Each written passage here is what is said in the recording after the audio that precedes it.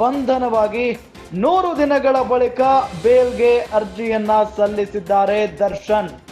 ಇದು ಅಭಿಮಾನಿಗಳು ಕಾದು ಕುಳಿತಿದ್ದಂತ ದಿನ.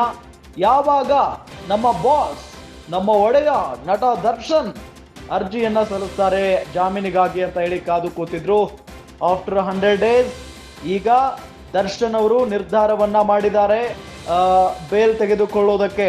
ಗಮನಿಸ್ತಾ ಇದ್ದೀವಿ, ಅರೆಸ್ಟ್ ಆಗಿ 102 ದಿನಗಳ ಬಳಿಕ ಜಾಮೀನಿಗೆ ದರ್ಶನ್ ಅರ್ಜಿಯನ್ನ ಸಲ್ಲಿಸಿರೋದು. 57ನೇ CCH ಕೋರ್ಟ್ಗೆ ಜಾಮೀನು ಅರ್ಜಿ ಸಲ್ಲಿಕೆಯಾಗಿದೆ.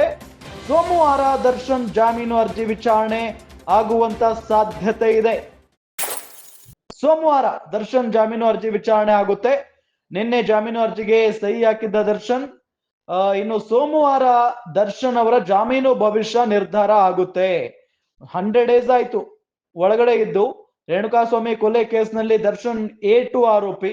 ಹಾಗಾಗಿನೇ ಅವ್ರು ಯಾವಾಗ ಹೊರಗಡೆ ಬರ್ತಾರೆ, ಏನ್ ಕತೆ ಅಂತೆಲ್ಲ ಬಹಳಷ್ಟು ಚರ್ಚೆ ಆಗ್ತಾ ಇದೆ. ಅವರ ಅಭಿಮಾನಿಗಳಂತೂ ದರ್ಶನ್ ಅವರ ಆಗಮನಕ್ಕಾಗಿ ಕಾದು ಕೂತಿದ್ದಾರೆ.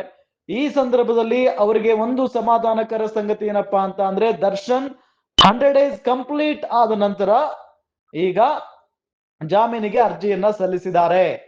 ಹಾಗಾಗಿನೇ ಸೋಮವಾರ ಅರ್ಜಿ ವಿಚಾರಣೆ ಸಾಧ್ಯತೆ ಇದೆ. ಹಾಗಾಗಿನೇ ಅವತ್ತು ಯಾವ ರೀತಿಯಾದಂತ ತೀರ್ಪು ಬರುತ್ತೆ ಕಾದ್ ನೋಡ್ಬೇಕು. ಜೊತೆಗೆ ಜಾಮೀನು ಸಿಗುತ್ತಿಲ್ವಾ ಕಾದ್ ನೋಡ್ಬೇಕಾಗಿದೆ.